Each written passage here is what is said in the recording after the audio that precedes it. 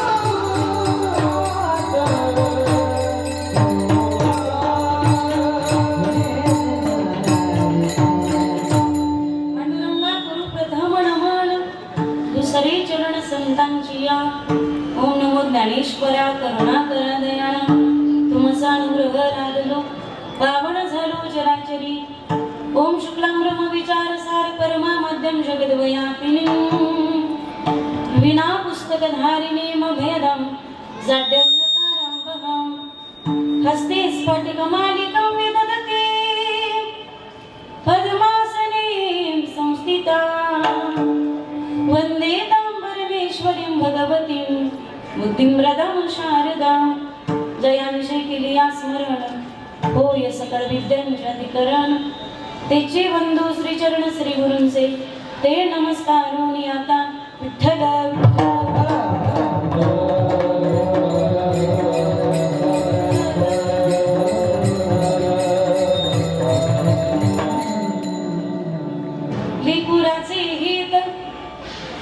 लेकुराचे हित जाणे माऊलीचे चित्त ऐसी कळवळ्याची जाती करीला भाविन प्रीती प्रस्तुत कीर्तन रूपी सेवेकरता म्हणजेच निरूपणाकरता निवडलेला भंग महान भगवत भक्त संत सम्राट विश्ववंद्य महाराष्ट्र भूषण देहूचे सुप्रसिद्ध साधू वैराग्याचे मूर्तिमंत पुतळे वारकरी संप्रदायाच्या कलशस्थानी असणारे परमार्थातील सर्वोच्च मानबिंदू पंचम पुरुषार्थ पंचम वेद निर्माते या जगताचा संसार सुखाचा व्हावा यासाठी आपल्या स्वतःच्या संसाराची पूर्ण आहुती देणारे जगवंद्य जगमान्य हिंदवी स्वराज्याचे संस्थापक छत्रपती शिवरायांचे श्री गुरु किंबहुना राजांनाही उपदेश करणारे राजे आमच्या हातामध्ये माळ असतो हा आमचा परमार्थ आहे माझं ऐकू येते ना तुम्हाला आवाज आमच्या हातामध्ये माळ असणं हा आमचा परमार्थ आहे पण तुमच्या हातामध्ये ढाल आणि समशेर असणं हा तुमचा पराक्रम आणि परमार्थ आहे असा उपदेश करणारे वैराग्यराग रसिक संत शिरोमणी संत श्रेष्ठ देहू निवासी जगद्गुरु तुकोबा यांचा चार चरणाचा संतकर प्रकरणातील बहुतेकांच्या परिचयातील पाठातील अभंग सेवेकरिता निवडलेला असून अभंग सर्वांच्या जवळचा आहे, पण बहुधा साखर झोपेत गायला जातो म्हणून त्याचा 100% अर्थ आपल्याला लागत नाही, कारण काकड्यात गायला जातो अभंग। आई जितकी जवळची असते म्हणून तिचं महत्व कळत नाही। हा अभंग प्रत्येकाच्या तितका जवळचा आहे म्हणून त्याचा तितका अर्थ आपल्याला लागत नाही। अभंग संतपर प्रकरणातील आहे, पण अभंगामध्ये तुकोबाऱ्या मातृत्वाचे गोडवे गातात। संतत्व जगाच्या समोर ठेवत असताना ते मातृत्व स्वरूपाने ठेवले। तसं पाहिलं तर संतत्वाला मातृत्वाची उपमा देणं म्हणजे भरजरी पैठणी शालूला बुंदीचं ठिगळ लावण्यासारखं। पण संतत्व मांडता येईल एवढा मृत्यू लोकांमध्ये उंचीचा दाखला तुकोबाऱ्यांना सापडला नाही की संतत्व मांडता येईल एवढं उंचीचं रूपकही पाहिजे ना।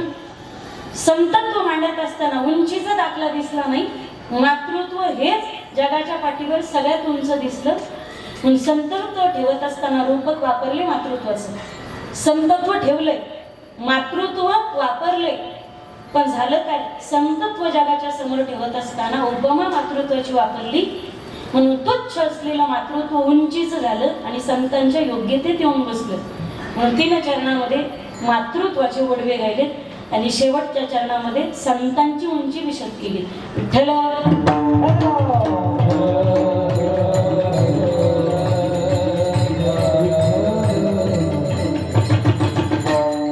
अभंगाच्या भावार्थाकडे वळण्यापूर्वी अल्पासा परिहार द्यायचा तो असा।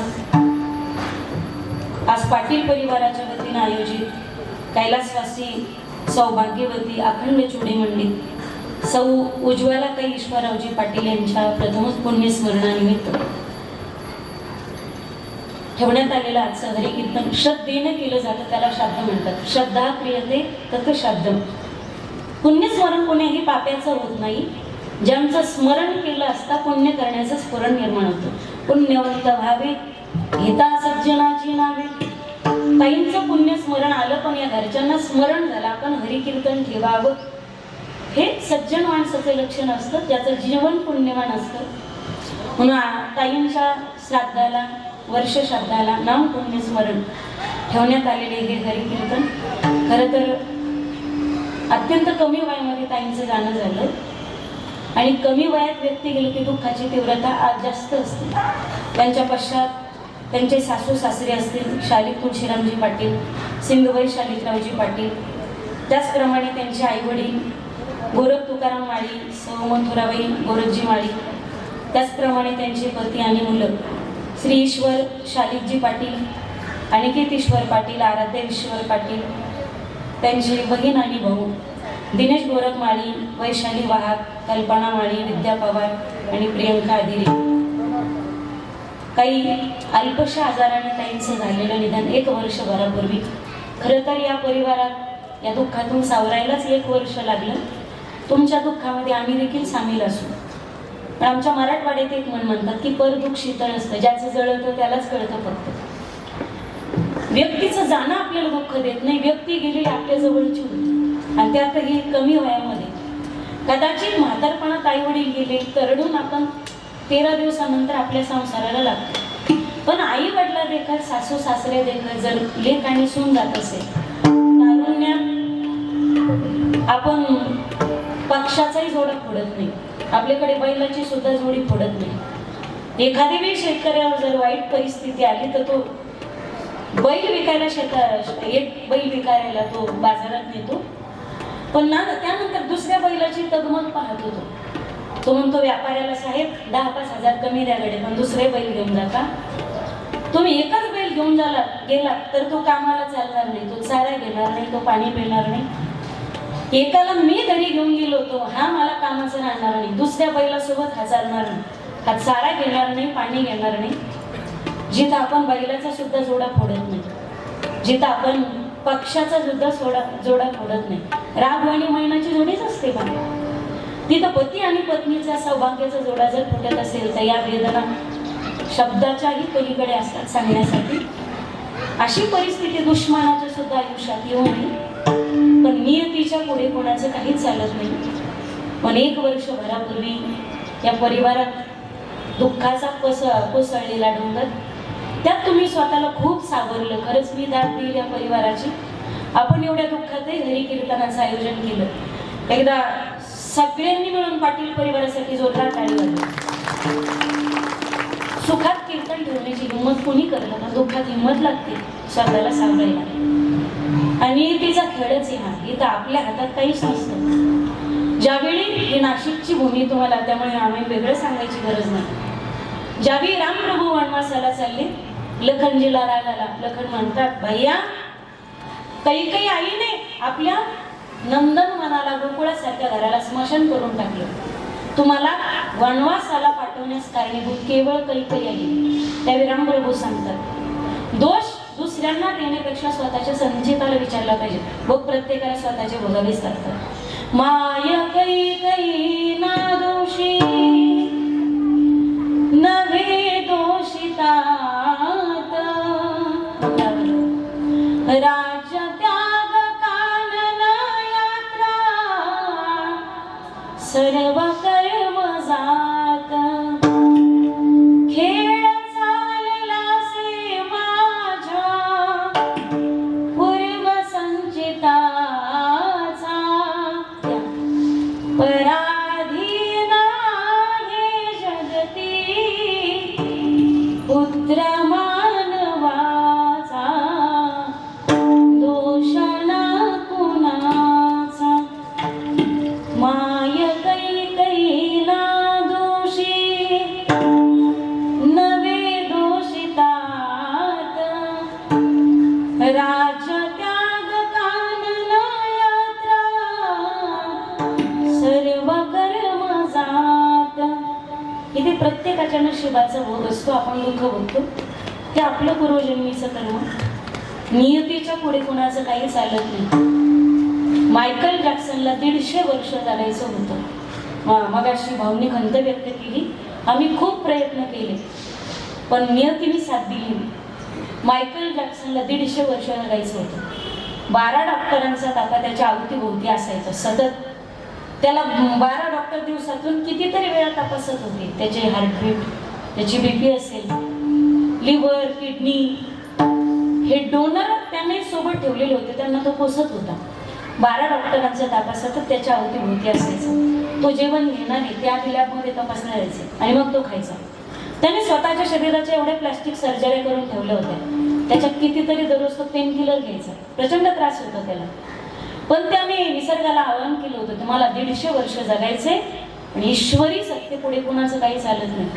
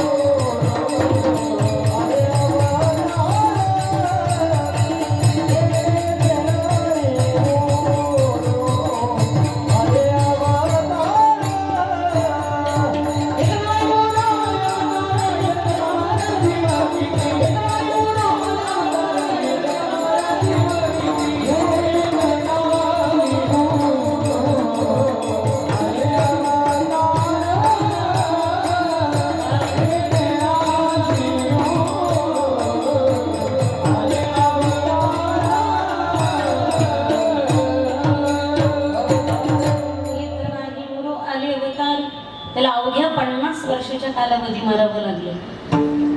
आजा मेला पडजा मेला, बाप मसना मेला, देखत देखत नातू पंतू तोही तैसा झाला. रामकृष्ण आले गेले, तेने जग का ओसाची पडली. दिनचार घडी काजीना, दुनिया हे मुसाफिर खाना.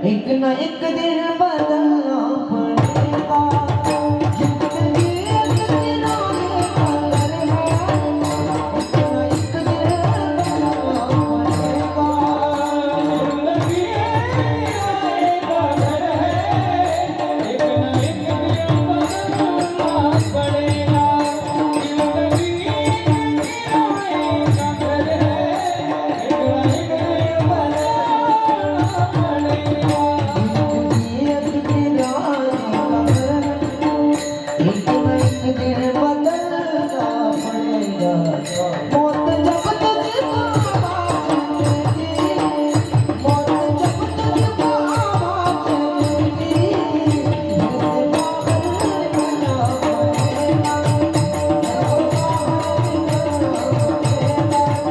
जिंदगी एक दिन आएगा घर है जिंदगी एक दिन आएगा घर है एक ना एक दिन बदलना पड़ेगा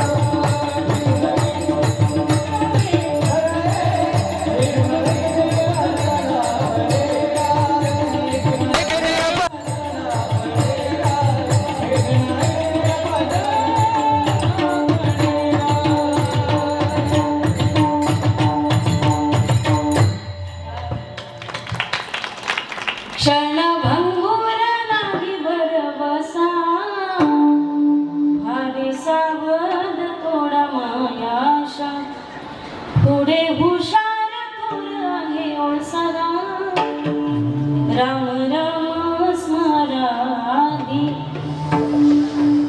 ऐसी हो जाएगी तेरी हालत काम आएगी दौलत ना ताकत छोड़ कर अपनी ऊंची हवेली तुझको बाहर निकलना है जिंदगी एक दिन आएगा घर है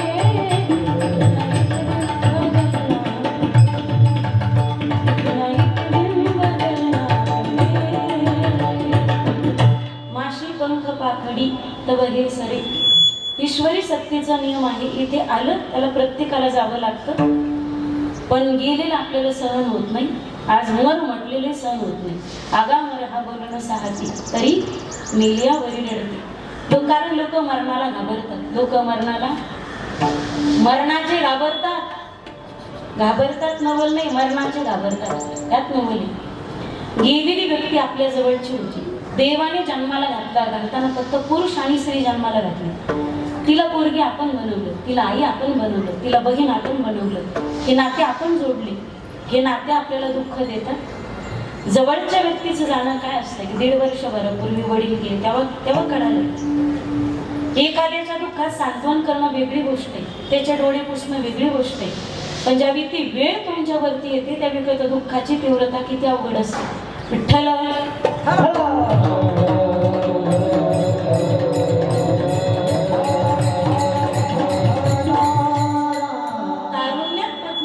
किती दुःख देणार असतं. डोळ्याच्या समोर सुनीचं जाणं किती दुःख देणार असतं. आणि डोळ्याच्या समोर पोटच्या पोरीचं जाणं किती दुःख देणार असतं. त्या सगळ्या पलीकडे दुःख असतं स्वतःची आई जाण्याचं. आई काय मावशी असते का? आई काय आत्या असते का? आई काय चुलती असते का? आई काय कोणी मैत्रीण असते का? आई काय कोणी शेजारी नसते का? आई ही आई असते कडे माझ्या दादांनी. जगातले 1000 नाती होते एका बाजूला आणि एकटी माय एका बाजूला. जैसी तैसी माया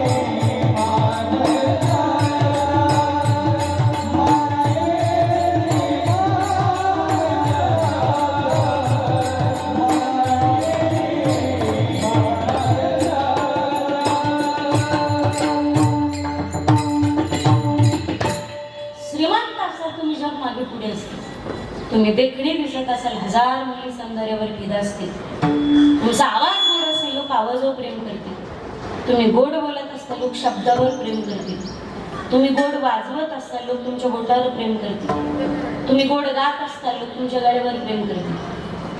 पण काहीच येत नसेल अशा मतिमंद लेकरावरती निस्वार्थ प्रेम करणारं जगाच्या पाठीवरचं एकमेव व्यक्तिमत्व ते म्हणजे आई. आपली वाट कधी लागते याची वाट पाहणारं जग असतं. माझं बोलणं कळतंय तुम्हाला? तुमची वाट कधी लागते याची वाट पाहणारं जग असतं. पण वाया गेलेला पोरगा आणि वाया गेलेली पोरगी जिवंतपणी नाही, मेल्यानंतर सुद्धा योग्य वाटेवर कधी येतात याची वाट पाहत राहते. जगाच्या पाठीवरती आपली आई असते. आ म्हणजे आत्मा, आई म्हणजे ईश्वर. आत्म्यासहित ईश्वराचं मिलन, जिथं ईश्वराचा साक्षात्कार व्हावा असा करून देणारा आत्मा म्हणजे आई. भगवंताला सगळ्यासोबत राहणं शक्य नाही म्हणून त्याने पाठवली आई. आई आपलं दुसरं दैवतच येतं. विठ्ठल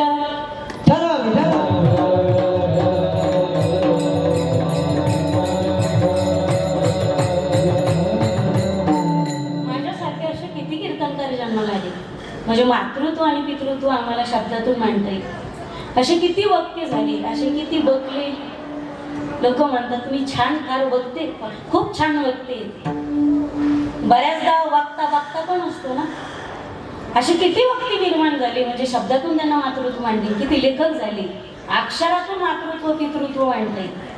पृथ्वीचा कागद केला, समुद्राची शाई केली. प्रत्यक्ष शारदा सरस्वती मातृत्व पितृत्व लिहायला बसवली तरी सरस्वतीची लेखणी थांबेल, तिचे शब्द संपतील. असं समुद्रापेक्षा सखोल आणि आकाशापेक्षा विस्तीर्ण असलेलं जगाच्या पाठीवरती मातृत्व आणि पितृत्व. विठ्ठल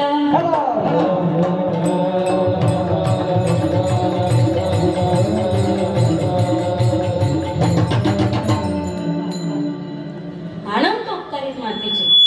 कदाचित माझा अभ्यास संपेल, माझी वाणी थकेल, शब्द संपतील, पण मातृत्व आमच्यासारख्या कीर्तनकाराला हजार जन्मात मांडता येणार नाही. अनंत उपकारित मातृत्वाचे एक त्रोटक उपकार मांडू तुमच्या समोर.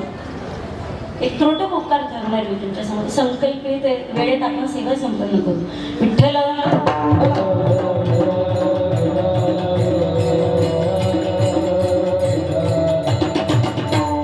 कीर्तन वर्ष श्राद्ध पुण्यतिथी आणि अत्यंत दुःखाच्या परिस्थितीतले, पण या परिवाराने आयोजन नियोजन अत्यंत सुंदर केलं, ज्यांच्या माध्यमातून इथपर्यंत येणं झालं. आदरणीय हरिभक्तीपरायण दानकोकिळा आकाशजी महाराज आरसूर त्यांच्या माध्यमातून येणं, त्याचप्रमाणे सुरुवातीची अत्यंत गोड चाल ज्यांनी गायली असे आदरणीय गानकोकिळा नागनाथजी महाराज गोरडे. काही दोघांनी कोकिळा खाल्ल्या होती की काय, बाकीचे म्हणतील आम्ही काय कोंबडे आणले का. आता तुम्ही काय काय खाल्ले हे काय मी इथून सांगू का. ज्यांची गोड अशी पक्वादाची आणि तबल्याची या ठिकाणी साथ आहे, या जोडीसाठी एकदा मोकळ्या मनाने टाळी वाजवा. आदरणीय हरिभक्तीपरायण ध्वज वादक स्वप्नीलजी महाराज ससाळ, इथं ससाळ झाला, सॉरी ग इथं झालं तसं कोणी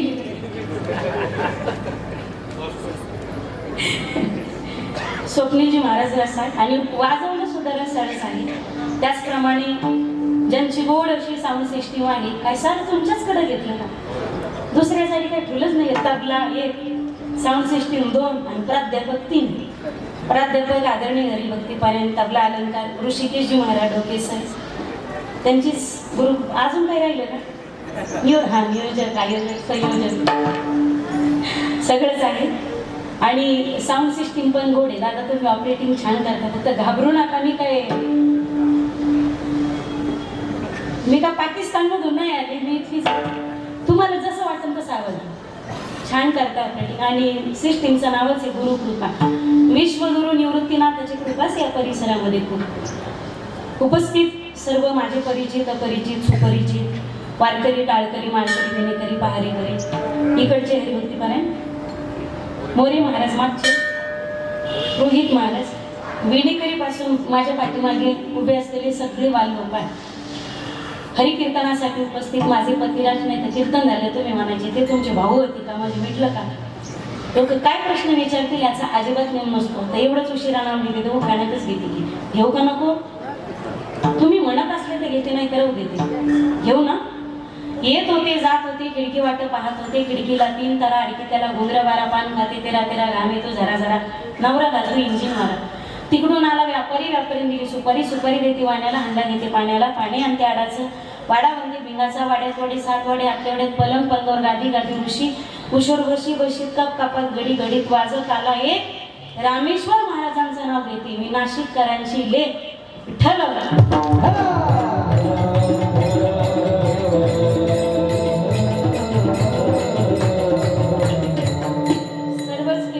प्रवचनकार कथाकार रथी महारथी अतिरेकी सोडून तालकरी मालकरी वारकरी विनेकरी पहारेकरी तळ्यातले माळ्यातले तळ्यातले वाडीवरचे वस्तीवरचे राजकीय सामाजिक आर्थिक शैक्षणिक आध्यात्मिक क्षेत्रातील सर्वच मान्यवर असतील आजी माझी सरपंच आजी माझी उपसरपंच आजी माझी ग्रामपंचायतीचे सदस्य आजी माझी नगर परिषदेचे सदस्य अध्यक्ष नगराध्यक्ष नगरसेवक आजी माझे आमदार खासदार जहागीरदार गुत्तेदार दुकानदार गुंठा मंत्री मला कोणाचंच वावडं नाही चुकून चुकून कोणाचा नामोल्लेख करायचा राहिला असेल तुमची लेख समजून मला वही समजून पदरात घ्या पत्रकार चित्रकार बांधव मंडळी कला क्रीडा क्षेत्रातील सर्वच मान्यवर असतील ज्यांच्या घरी येताना आमचं भोजन झालं असे पारमार्थ स्नेही दीपक भाऊ देवरे आणि सर्वच मायबाप श्रोते असतील या परिवारावरती नितांत शुद्ध प्रेम आणि श्रद्धा असणारे सगळे आप्तेष्ट नातेवाईक सगळेच नातेवाईक मंडळी असतील सर्वांच्या उपस्थितीत या हरिकीर्तनाला आलेली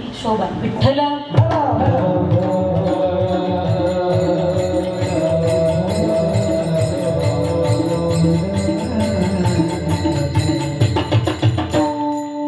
अनंत उपकारित मातृत्वाचे त्रोटक उपकार तुमच्या समोर ठेवले या विश्वाच्या पाठीवरती तिनं ओळख नसताना स्वतःच्या गर्भात पाय ठेवायला आपल्याला पहिली जागा दिली आपली माय होती ती एखाद्या तालुक्यात जिल्ह्यात जर ट्रान्सफर झालं एखाद्याचं बदली होऊन जर तो गेला तिथं गेल्यानंतर तो व्यक्ती किरायाने खोली करतो रेंटनी राहतो काही वर्षानंतर तो स्वतःचं घर घेतो तिथं बांधतो वास्तुशांतीला गावाकडची लोक नेतो आणि गावाकडच्या लोकांसमोर तिथल्या लोकांचा मोठेपणा सांगतो रामभाऊ अण्णा नाना दादा या गावात आलो तालुक्यात आलो नवीन जिल्ह्यात आलो पाय ठेवायला जागा नव्हती हो सुरुवातीला पण या गावातल्या दादांसारखी देव माणसं भेटली ज्यांनी या गावामध्ये मला पाय ठेवायला जागा दिली ज्याने किरायाने खोली करून दिली त्याला तुम्ही जर देव माणूस म्हणताय जिनं ओळख नसताना स्वतःच्या पोटात उदरात गर्भात आपल्याला पाय ठेवायला पहिली जागा दिली विश्वाच्या पाठीवरती ती तुमची माझी माय होती हाईच आपल्यावरती पहिला उपकार आहे विठ्ठल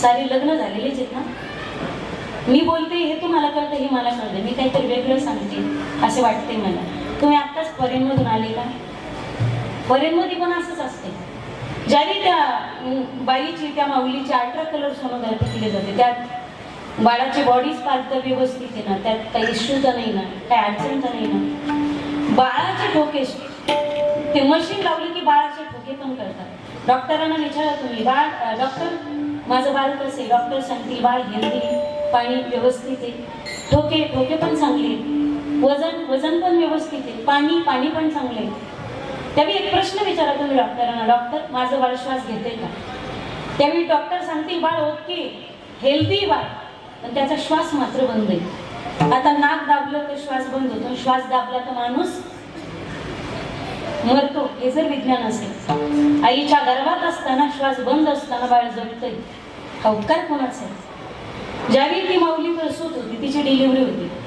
आई बाळाला पोटाच्या बाहेर फेकते, त्यावेळी बाळाचं आणि आईचं एक कनेक्शन असतं का? त्याला काय म्हणतात आपल्याकडे? हा, नाळ म्हणतात. थोडं मोठ्याने बोला, मला ऐकायला कमी. बाळाचं आणि आईचं एक कनेक्शन असतं, त्याला आपल्याकडे नाळ असं म्हणतात. ती नाळ तोपर्यंत कट करत नाही आई, ती नाळ तोपर्यंत कट करत नाही जोपर्यंत बाळ, मी हनु घे का तुमच्या पुढे, बाळ रडत नाही. नाही रडलं तर त्याला रडवायचे प्रयत्न करतात. बाळ रडल्यानंतर त्याची नाळ कट केली जाते. जोपर्यंत बाळ रडत नाही तोपर्यंत बाळाचं फुफ्फुस हे आतून कोरं करकरीत असतं चिकटलेलं, ते ओपन होत नाही. जोपर्यंत ओपन होत नाही तोपर्यंत त्याची इनकमिंग आउट गोईंग श्वास आणि उच्छवासाची क्रिया परिपूर्ण होत नाही. ज्यावेळी बाळ रडतं त्याचं फुफ्फुस ओपन होतं, हवा भरली जाते, श्वासोच्छवासाची क्रिया चालू होते. त्याच वेळी डॉक्टर त्याची नाळ कट करतात. जोपर्यंत बाळ रडत नाही तोपर्यंत नाळ कट केली जात नाही. त्याचा अर्थ बाळ जगात आल्यानंतर श्वास घ्यायला शिकतं, तोपर्यंत बाळ जगतं ते मातेच्या श्वासावरती. म्हणजे जोपर्यंत MACB ची लाईट येत नाही तोपर्यंत जनरेटरची लाईट हाफ करायची.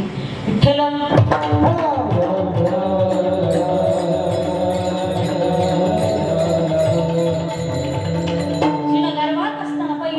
आपल्याला दान केला, ती तुमची माझी आई होती. विश्वात तिसरा उपकार आहे, तिनं मला तुम्हाला रक्ताचा थेंब दान केला. आपण रक्त त्याला देतो ज्याचा आणि आपला ब्लड ग्रुप मॅच झाला. रक्ताची 4 गट सांगितली, ए बी आणि ओ. एला एच चालतं, ओच चालतं, बीला बेच चालतं, ओच चालतं. ए बीला एच चालतं, बीच चालतं, एबीच चालतं, ओचही चालतं. ओच सगळ्यांना चालतं, पण ओला ओचच पाहिजे असतं. ओला दाता म्हटलं. रक्तगट जुळला नाही तर रक्त जमत नाहीये वैज्ञानिक. आईच्या गर्भात असताना रक्तगट वेगळा असताना, नंतर डॉक्टर सांगतात बाळाचं ब्लड ग्रुप वेगळं आहे. आईच्या गर्भात असताना रक्तगट वेगळा असताना तरी सुद्धा गर्भात असताना आईचं रक्त बाळाला चाललं, हे आतापर्यंत विज्ञानाला सुद्धा न उलगडलेलं पुढं. ज्यानं गर्भात असताना तुम्हाला मला रक्ताचा थेंब दान केला, तुमची माझी माय होती. चौथा उपकार, त्या विश्वाच्या पाठीवरती पहिला दुधाचा थेंब जिनं दान केला आपल्याला, पहिला दुधाचा थेंब. 5000च्या सॅरेलॅक्सच्या डब्याला आईच्या दुधाची सर कधीच येणार नाही. आईचं दूध नसतं तर तान्ह्या लेकरासाठी ते अमृत असतं. आईला दूध दिलं काय नवली, तिनं दूध बनवत असताना स्वतःच्या शरीरातलं कॅल्शियम आपल्यासाठी समर्पित केलं. त्यामुळे डिलिव्हरी नंतर महिलांचं कॅल्शियम कमी होण्याचं कारण काय? बाळ घडवत असताना दूध बनवत असताना तिने कॅल्शियम दिलंच, पण गर्भ तयार होत असताना आपल्या शरीरातली अस्थि म्हणजे हाडं आईच्या कॅल्शियम पासून बनलेली. आजही पाहतो माणूस मेल्यावर त्याला जाळतात, जाळल्यावर त्याचं सगळं जळून जातं, सगळं जळतं, पण सावडायला गेल्यानंतर राखीत शरीराचा एक घटक सापडतो, ती म्हणजे आपली हाडं अस्थि, ज्याला अग्नी सुद्धा जाळू शकत नाही. विश्वा हा चमत्कार फक्त आईचंच दूध करू शकतं. विठ्ठल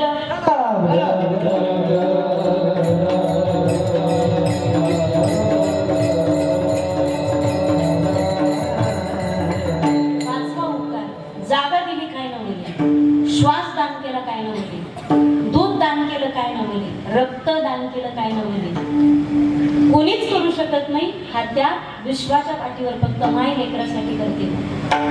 आतापर्यंत तिने कुणासाठी त्या गोष्टीचं समर्पण केलं नाही, पण लेकरासाठी माय, श्रीमंत असेल वा गरीब असेल, दोघांसाठी महत्वाची असते. एक गोष्ट मला असं वाटतं की श्रीमंतापेक्षा गरीबाला जास्त महत्वाची असते, कारण श्रीमंताची गेली तर झाकवण्यासाठी त्याच्याकडे पैसा आहे, गरीबाकडे इज्जत, त्याची आबरू हीच त्याची सगळ्यात मोठी श्रीमंती असते. 50 माणसामध्ये तान्ह्या लेकराची माय बसलेली असेल, तिच्या मांडीवरचं तान्हं लेकरू जर रडायला लागलं तर त्यावेळी ती माऊली 50 माणसात बसलेली स्वतःच्या आबरूचा नाही तर लेकराच्या भुकीचा विचार करते. 50 माणसात बसलेली असू दे ती माय रडणाऱ्या लेकराला जवळ घेते, त्याच्या अंगावरून अंगावर पदर टाकते, त्याला छातीला लावते आणि रडणाऱ्या लेकराच्या तोंडात दुधाच्या धारा ओतते. विश्वाच्या पाठीवरती हा कोणीच करू शकणार नाही. हा आबरूचं दान प्रत्येक माऊली आपल्या लेकरासाठी करते. प्रत्येक क्षणोक्षणी फक्त लेकराच्याच हिताचा विचार करते. अभंगाचा प्रथम चरण. लेकराचे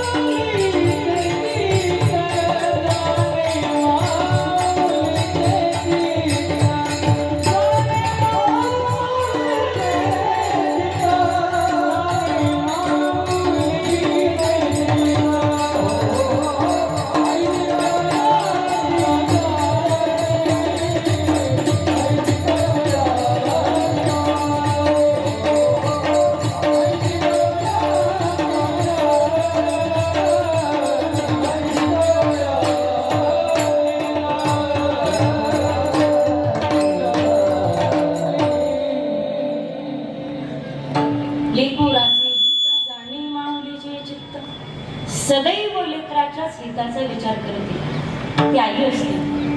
चांगल्यावर कुणी प्रेम करते, पण मतिमंदावरही जिचं प्रेम असतं तिला आई म्हणतात. गुणवानावर जग प्रेम करतं, पण गुन्हेगारावरही जिचं प्रेम असतं. जगात फक्त हा उपकार माऊलीच करू शकते. चांगल्या मुलाचा विचार पोरगी देताना करतात. चांगल्या मुलाचा विचार मुलीवाले करतात. चांगल्या पोराचा विचार कदाचित पोरीचा बाप करत असेल, पण आधी दिन दोबड्याचा विचार करते ना, वाईट पोराचा विचार करते. जगात ती आई असते. चांगलं व्हावं, चांगल्याचं चांगलं व्हावं हे सगळ्यांनाच वाटतं, पण वाईटाचंही चांगलं व्हावं असं तिला वाटतं. तिला आई म्हणतात. महाभारतातला प्रसंग आहे. काय झालं, एकदा दुर्योधनाला वज्रदेव व्हायचं. आईकडे गेला तो. आई, मला वज्रदेव व्हायचं तर काय करू मी? त्यावेळी आईने सांगितलं, धर्मराजाला जाऊन विचार. धर्मराज खोटं बोलत नाही. काही लोकांचं सिंबॉल असतं का, अमुक अमुक माणूस ह्याच्यासाठी प्रसिद्ध आहे, त्याच्यासाठी प्रसिद्ध आहे. धर्मराज खोटं बोलत नाही. फक्त एकच अपवाद, अश्वत्थामा होतं. नरवा कुंजरवा एवढं जर सोडलं तर उभ्या आयुष्यात आजन्म धर्मराज कधीच खोटं बोलले नाही. धर्मराजाकडे गेला. दादा सांग ना, मला वज्रदेव व्हायचं, काय करू रे मी? त्यावेळी धर्मराजाने सांगितलं, तुझी माय पतिव्रत आहे. लग्नाच्या मंडपामध्ये ज्या माऊलीला कळलं नवरा अंधार आहे, त्या क्षणाला तिने डोळ्याला पट्टी बांधली. जर पतीला डोळ्याने जग दिसत नसेल तर या जगाला काय काढी लावायची मला? त्या माऊलीनं डोळ्याला पट्टी बांधली. 100 सोन्यासारखी मुलं झाली, पण त्या मुलांना पाहण्यासाठी सुद्धा जिनीर व्हायची पट्टी सोडली नाही. त्या माऊलीच्या नजरेत सामर्थ्य निर्माण झाले आणि ज्या ज्या गोष्टी सांभाळायला त्या त्या गोष्टीमध्ये तप निर्माण होतात. डोळे तुम्ही घ्या रे सुख, पहा सिनेमाची मुख. हल्ली घराघराचा सिनेमा झालेला आहे, त्याच्यामुळे वेगळा सिनेमा पाहिजे आपल्याला गरजच कळत नाही. घे घे माझे वाचे, गोड नाम पप्याच्या आईचे हा गोड नाम विठोबाचे तुम्ही ऐका रे कान माझ्या विठोबाची गुण जिन हरी कथा सुनी नाही काना जिन हरी कथा सुनी नाही काना श्रवणा नाही भावन समाना श्रवणा नाही भावन समाना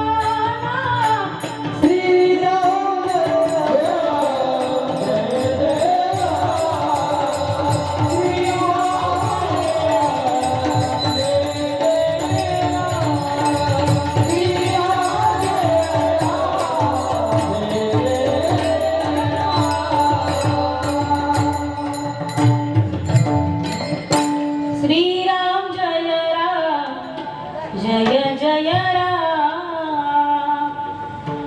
नाव बिन मुख सर्पाचे ते बीड सर्पाचे ते बीड जीवाणू हे काळ सर्प आहे जीवाणू हे काळ सर्प आहे जे जे इंद्रिय सांभाळतात माऊलीत नानकबारा सांगतात माझे असत्य वादाचे हे काय एक दोन दिवसाचे का वाचा केली बहुत कल्प काही काही बायांना असं वाटतं महिलांना आज नामच म्हणायला लागली की उद्या लगेच पांडुरंगाने आपले भांडे घासले पाहिजे हा आपण धुतले आपण घासली पाहिजे त्यांनी धुतले पाहिजे आज त्यांना असं वाटतं आम्ही गळ्यात माळा घातली की उद्या पांडुरंगाने आमचं आऊत धरलं पाहिजे तो काय गडी आपल्या कामावर विठ्ठल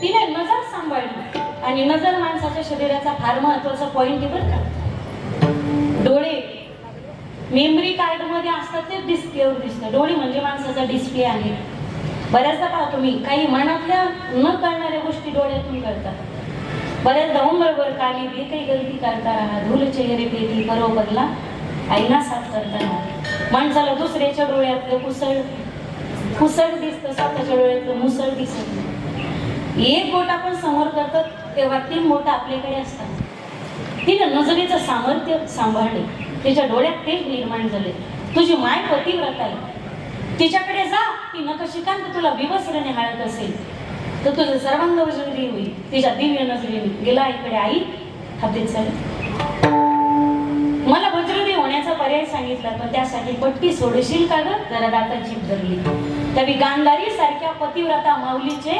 दुर्योधनासारख्या मूर्ख मुलासाठी उद्गार आहेत महाभारतात ती म्हणते दुर्योधना तू जर म्हणत असशील राजा तुझ्या सुखासाठी ही माऊली आगीत उभी राहायला तयार आहे याला आई म्हणतात चांगल्यावर तर कोणी प्रेम करत ये मला भेटण्यासाठी विवस्त्र आहे अंगावरती एकही वस्त्र नाही असाई आईच्या भेटीसाठी निघाला विवस्त्र अवस्थेत पण पांडवांवरचं संकट जगाच्या मालकावर पडलं होतं ना जगाच्या मालकाने माळ्याचं रूप धारण केलं टोपलीत फुलाची माळ घेतली आणि दुर्योधन आदल्या रात्रीच गाठलं म्हणजे मध्यानाच्या आदल्या दिवशी सॉरी अगोदरच गाठला तासभरात आणि परमात्मा म्हणतात की असा कुंभमेळ्यातला साधू इकडं पण इकडं आला अगो हे नागाकड्यातला साधू इकडं पण इकडं आला म्हणे तुम्ही नाशिकला पाहिजे होती प्रयागला पाहिजे होती म्हणजे आई मी काय कुंभमेळ्यातला साधू नाही ही दुर्योधना अरे एक तरी वस्त्र अंगावर ठेवायचं असतं मी आईच्या भेटीसाठी चाललोय मला वज्र देवायचंय पहा तुम्ही काही ते का म्हणतात ना गुळगुळ्याचं ते गुळगुळ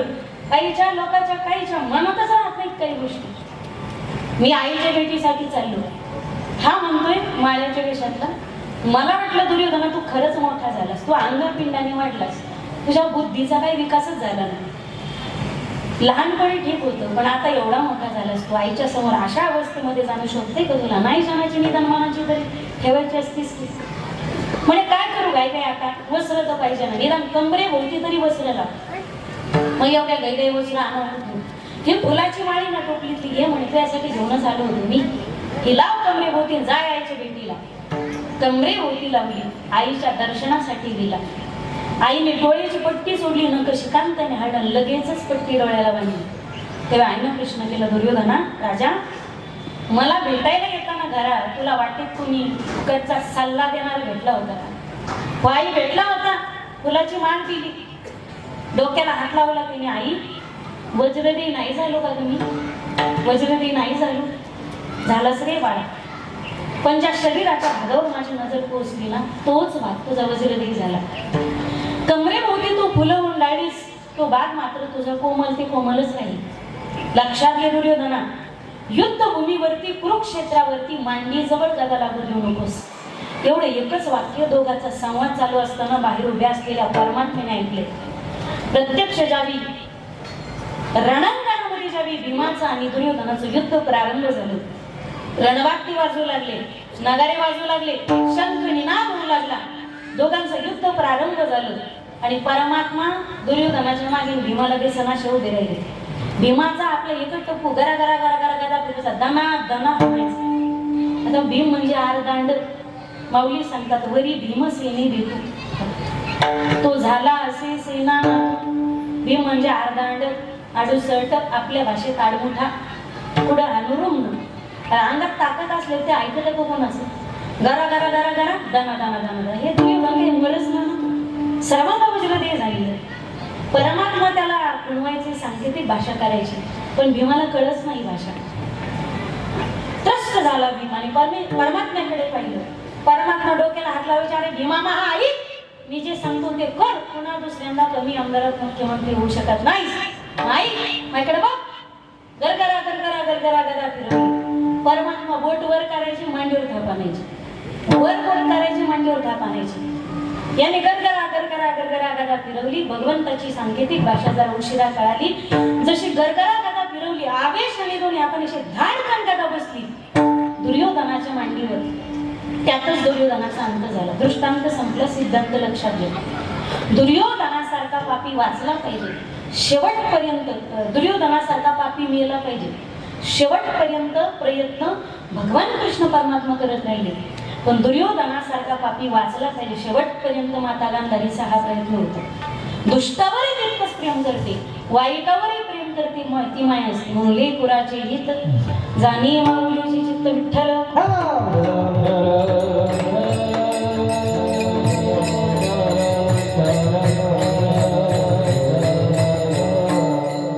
शास्त्र सांगतात ज्याची मायबाप जिवंत आहे त्यांनी कोणतीच 4 धाम यात्रा करायची गरज नाही. सगळ्या तीर्थांची धुरी जे का माता पितरी तयासी दिसी दीनश तयासी ही विषय लोन कीजे.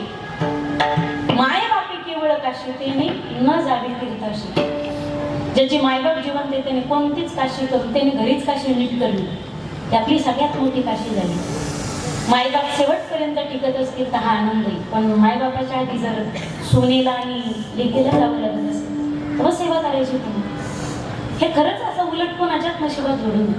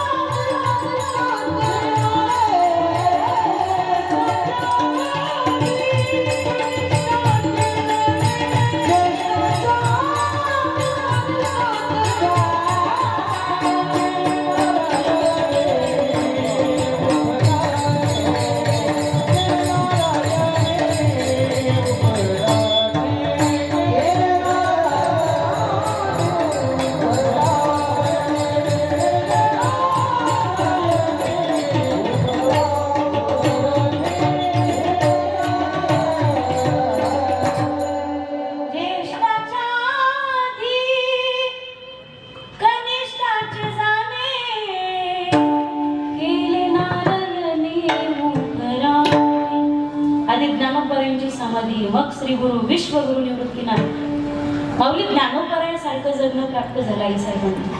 माऊली श्री गुरूंच्या आधी गेले, वैधव्याचं जीवन नाही जगले. आईसाहेबांचं प्रत्येक बारीची इच्छा असते मला अभिप्रियेचं मरण यावं. पतीच्या आधी मरण यावे. पण कृपया असली मागणी देवाला मागत जाऊ नका.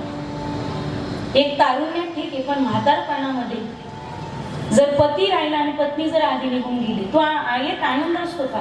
पतिव्रती ते सौभाग्यवतीचा सोहळा असतो, मग तिची अंत्ययात्रा नसते, तर हळदी कुंकवाचे सडे असतात, 13 सवासणी असतात.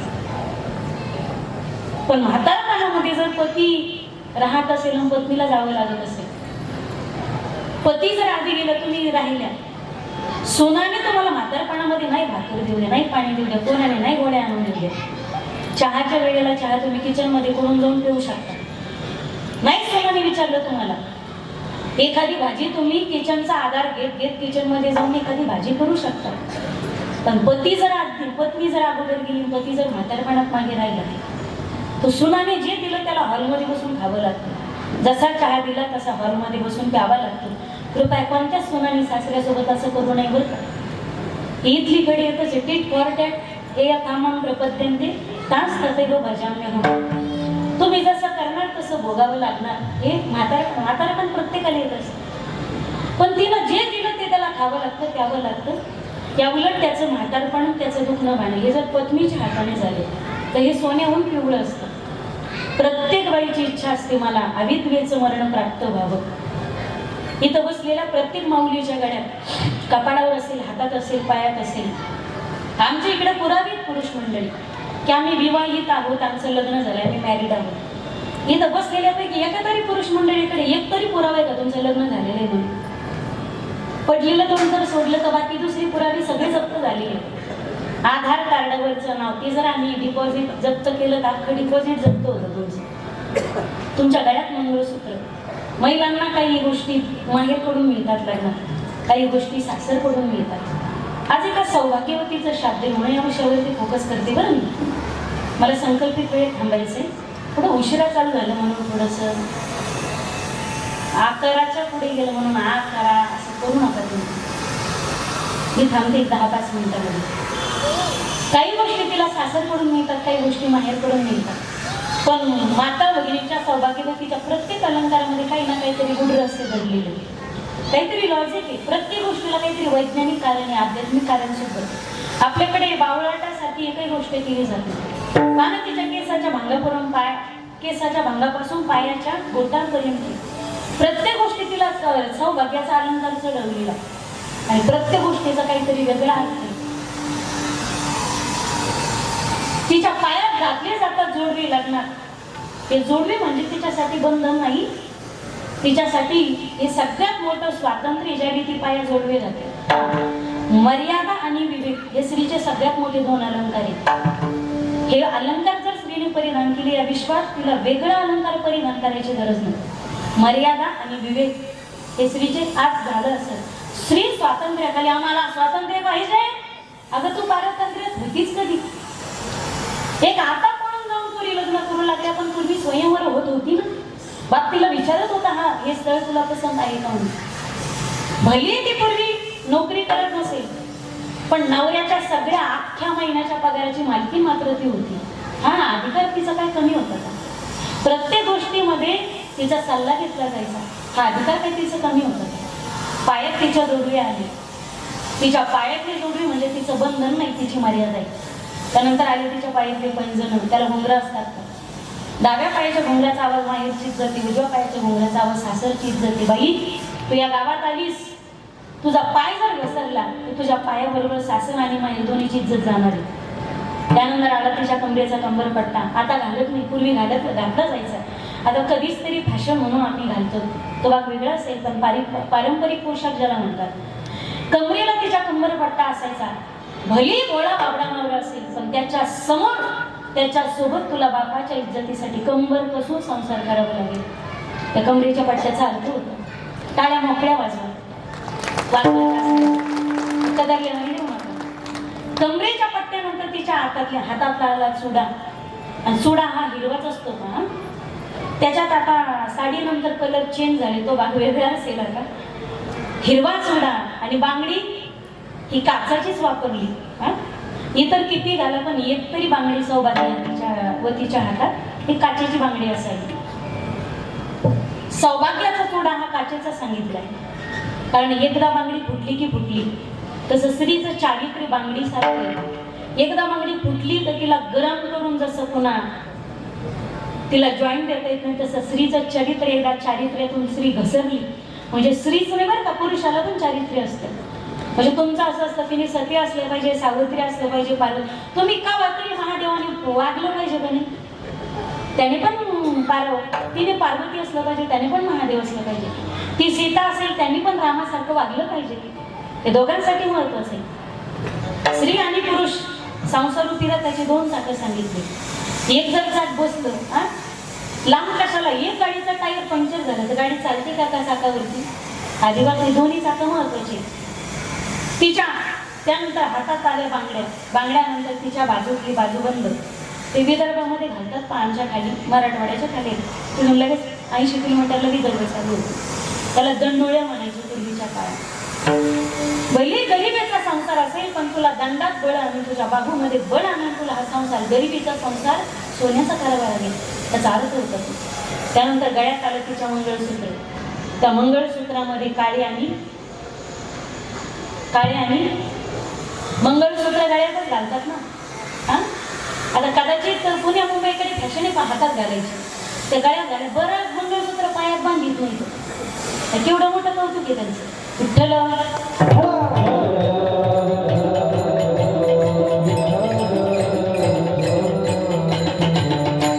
त्या मंगळसूत्रात काही काळे मणी असतात, काही पिवळे मणी असतात, काही सोन्याचे असतात, काही काचेचे असतात. ते काळे काचेचेच असतात.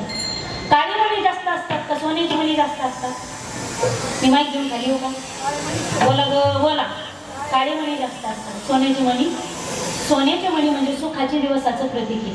काळे मणी म्हणजे दुःखाच्या दिवसाचं प्रतीक आहे. आपल्या जीवनामध्ये दुःख जास्त भरले ना, सुख कमी. काळे मणी काही पिवळे मणी वाट्या दोन्ही. एक नवऱ्याचं प्रतीक, एक बायकोचं प्रतीक, एक सासरचं प्रतीक, एक माहेरचं प्रतीक. मणी अनेक आहेत, वाट्या दोन्ही, पण त्या त्यांना जोडणारा धागा मात्र एक आहे. त्या मुद्द्यावर फोकस करा. काळे मणी अनेक आहेत, डोरले दोन्ही, जोडणारा धागा मात्र एक आहे. तसं पती पत्नी शरीराने भिन्न असू द्या पण त्यांचा आत्मा एक असतो, असायला पाहिजे. विचाराने जर एकत्र आले पती आणि पत्नी तरच गळ्यात घातलेलं मंगळसूत्र, नाही तर गळ्यात घातलेलं कधी अमंगळसूत्र होतं ना त्यांची त्यांना कळत नाही. विठ्ठल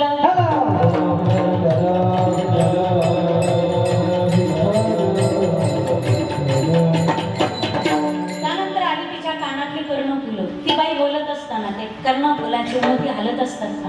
मोती हलतात का? त्याचा अर्थ असा आहे, या गावात नवीन संसार करायला आलीस, अनेक जणी तुझ्या कानं भरवणाऱ्या असतील, पण ह्या कानाने ऐकायचं आणि ह्या कानाने सोडून द्यायचं. ते मोती जसे हलतात तसं होला हो करायचं. पक्क्या कानाचे असेल तर ऐकते, कच्च्या कानाचे असेल तर मग साड्याचं ऐकते, साड्याचं ऐकते. त्यानंतर आली ती नाकाची नथ. नथ वेगळी नथनी पूर्वी नाथने असायच्या, तिचा आकार कमी झाला. मग नथ पहिली नथनी होती, मग नथ आली, मग मोरणी आली, मग चांदणी आली, मग भुगा आला. आणि प्रकार आहेत त्याची. नाकात आली नथ, त्या नाथीला असतात मोती. तुम्हाला माहिती मोती का धारण केला पाहिजे माणसाने? पुरुषांनी करंगळीमध्ये धारण केला पाहिजे. महिलांनी शक्यतो तो अंगठीपेक्षा नाकावर धारण केला पाहिजे. कारण मोती धारण केला की माणसाचा राग शांत होतो. तुम्हाला गरज नाही, मला असं वाटतं आम्ही आधी धारण केला पाहिजे आणि आम्ही नाकातच धारण केला पाहिजे. कारण बऱ्याचदा आम्हाला नाक राग येतो, तेव्हा तो आमच्या कुठं दिसतो? नुसता नाकावर, नाकाच्या शेंड्यावर राग असतो आपला. तुम्ही उशिरा घातला तरी हरकत नाही, आम्हाला अर्जंट घालायची गरज आहे मोती नथनी. त्यानंतर पिवळं निळं सिग्नल सारखं का दिलं नाही? सौभाग्याचा सिग्नल आहे तुला. आता साडी सारखा आम्ही मॅचिंग कधी कधी कलर बदलतो त्या नवऱ्याचा सुद्धा, म्हणजे कपाळावरच्या नवऱ्याचा कलर बदलतो, ते वेगळा असेल अर्थ. पण सौभाग्याचा पूर्ण विराम लाल रंगाचा आणि ती कुंकू त्याचा आकार गोलच दिलाय का? सर्कलमध्ये गोलच दिलं. मग ते असं उभं का नाही दिलं, आडवं का नाही दिलं? शक्यतो गोलच दिलेले. त्याचा अर्थ असेल हद्दीचा. पूर्णविराम. एखादी गोष्ट पूर्ण करून झाली की आपण तिला पूर्णविराम देतो. सौभाग्याचा पूर्ण विराम म्हणजे बाईचं कुंकू असतं. तो पूर्ण विराम आहे म्हणून त्याचा आकार गोलमध्येच दिला. विठ्ठल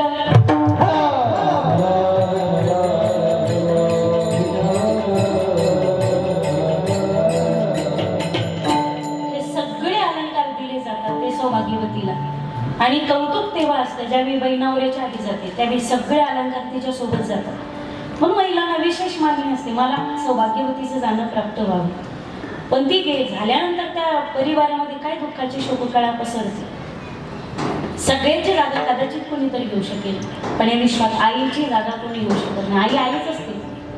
आई आणि वडील या जगातलं असं अस्तित्व आहे की असेपर्यंत किंमत कळत नाही आणि गेल्यानंतर रडण्यात अर्थ नसतो. लहान लहान मुलं असतील, माझी विनंती असेल तुम्हाला, आपले दररोज भांडणं असतात. तिने मला लवकर उठवलं नाही, माझी बॅगच दिली नाही, वेणीच वाकडी झाली, आज भाजीच चांगली नाही झाली, टिफिनच जमला नाही, भाजी कर प्लीज. बालपणाची माय जाते ना त्याला कळतं, किंवा हॉस्टेलवर ज्याला राहावं लागतं त्याला कळतं की आईच्या हातच्या जेवणाची किंमत किती असते. लेकरं घरी राहू द्या आणि परत हॉस्टेलवरून घरी येऊ द्या, मग त्यांना आईच्या हातची, आईच्या प्रत्येक गोष्टीची किंमत कळते. असे तोपर्यंत किंमत कळत नाही. ज्यांची बालवयात जाते त्यांच्या आयुष्यात रडण्यापलीकडे काही उरत नाही.